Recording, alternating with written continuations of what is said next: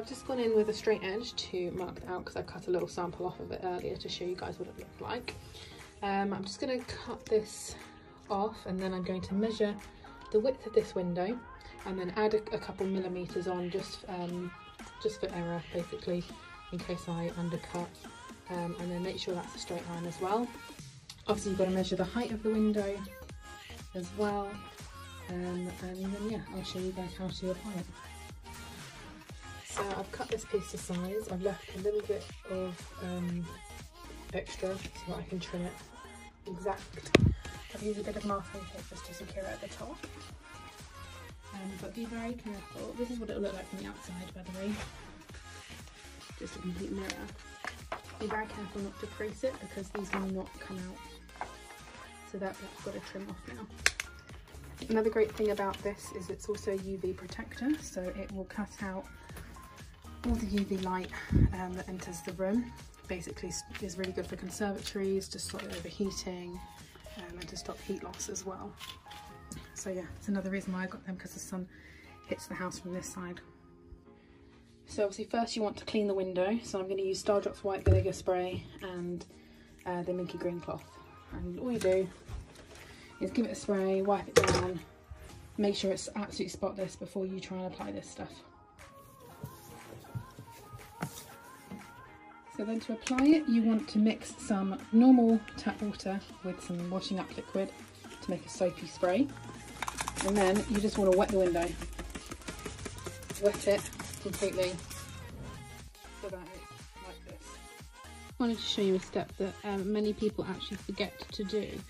It's going to take you a while because it's so thin already, but there is actually a very thin clear film on one of the sides of this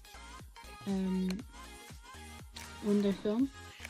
So here you can see the clear film. You just peel that off, and then this side is a little bit tacky. So that's the side you apply to the window. If you don't take this clear plastic film off, the film will bubble and it won't apply properly, and you'll have to just redo it. So make sure you take that off. And then you want to take your window screen and just fix it up with your masking tape so that it stays a little bit, and then push it into place. Be very careful not to crease it, because again it will cause damage. So a little bit obviously bubbles in there. Butt it right to the top. I'm going to take your masking tape off at this point, because otherwise you'll rip it down when you try and take it down again. Get it right into the corner and line up the straight side. And then you want to take another cloth and start smoothing it out. You can also use a squeegee, and then obviously once you've got this side down, you can use a Stanley blade to make the cut.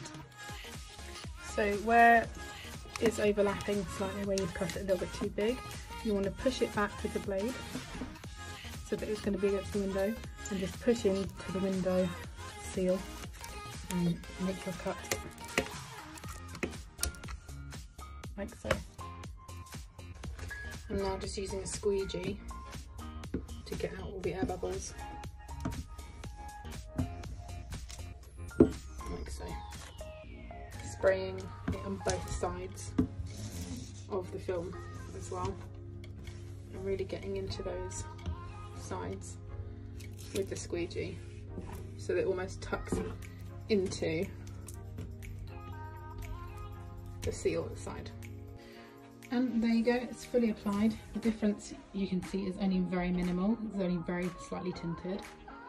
It's gone really easy.